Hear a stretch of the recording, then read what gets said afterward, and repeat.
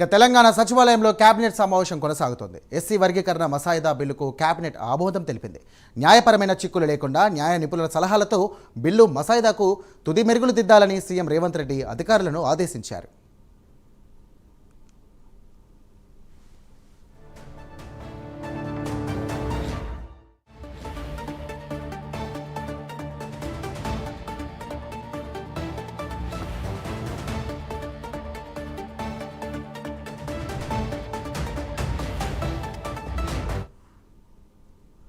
Right, దీనికి సంబంధించినటువంటి మరిన్ని డీటెయిల్స్ మా కరెస్పాండెంట్ చందు అందిస్తారు. చందు, చెప్పండి.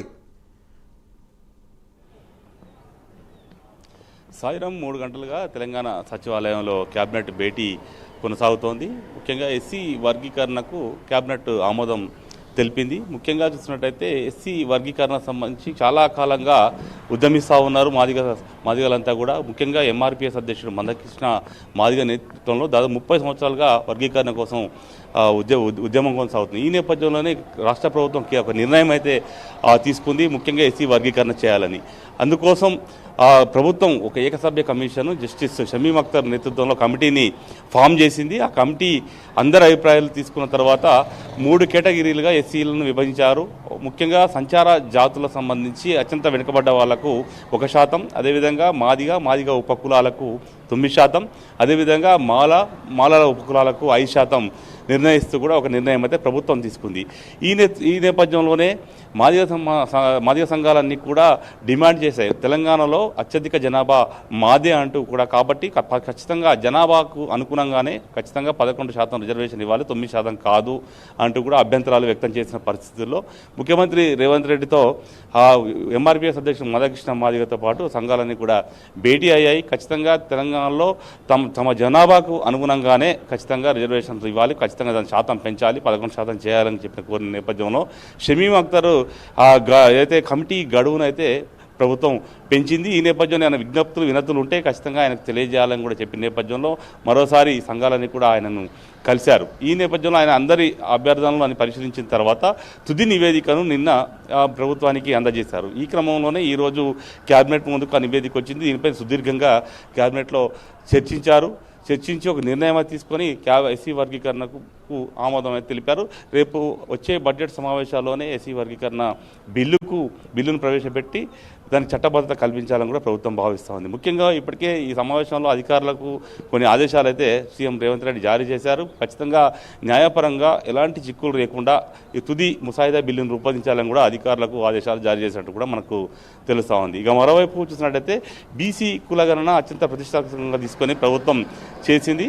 దీనిపై చాలా అభ్యంతరాలు ప్రతిపక్షాలు వ్యక్తం చేసినప్పటికీ మరోసారి రిజిస్టర్ చేసుకునేందుకు కూడా అవకాశం ఇచ్చిన నేపథ్యంలో ఇటీవలే అది గడువు కూడా ముగిసిన నేపథ్యంలో తుది కులగణన సంబంధించినటువంటి నివేదికను కూడా ప్రభుత్వానికి అందింది. ఈ నేపథ్యంలో దానిపైన కూడా అంటే బీసీలకు సంబంధించి విద్య, ముఖ్యంగా ఉద్యోగ దాంట్లో 42% రిజర్వేషన్లు కల్పిస్తూ కూడా నిర్ణయం తీసుకుంటుంది. ఈ నేపథ్యంలోనే ఈ బిల్లును కూడా ఇది అసెంబ్లీలో ప్రవేశపెట్టి తన చట్టబద్ధత కల్పించాలని కూడా ప్రభుత్వం భావిస్తుంది. దీనికి కూడా కేబినెట్ ఈరోజు ఆమోదం తెలుపబోతుంది. మరోవైపు అసెంబ్లీ సమావేశాల నిర్వహణ పైన కూడా ప్రధానంగా చర్చ జరుగుతుంది. ఎందుకంటే అసెంబ్లీ బడ్జెట్ సమావేశాలు నిర్వహించాలి కాబట్టి ఈ నెల 12 నుంచి అసెంబ్లీ సమావేశాలు ఉంటాయని కూడా ప్రభుత్వ వర్గాలు చెప్తా ఉన్నాయి. ముందుగా ఆ రోజు గవర్నర్ ప్రసంగం, ఆ తర్వాత రెండో రోజు గవర్నర్కు ధన్యవాదాలు తెలిపే తీర్మానం ఇవన్నీ ఉంటాయి కాబట్టి దానికి సంబంధించి తేదీల ఖరారుపైన ప్రధానంగా చర్చించబోతున్నారు. ఇక మరోవైపు చూసినట్టయితే టూరిజం పాలసీ పైన కూడా ఒక చర్చ జరుగుతున్నట్టుగా తెలుస్తోంది. ఎందుకంటే ఈ రాష్ట్రంలో చాలా టూరిజం సంబంధించిన ప్రదేశాలు ఉన్నాయి. వీటన్నిటి మనుగడలో తీసుకొస్తే రాష్ట్రానికి రెవెన్యూ వస్తుంది, ప్రభుత్వానికి ఆదాయం వస్తుందని కూడా భావిస్తున్నారు. దీనిపై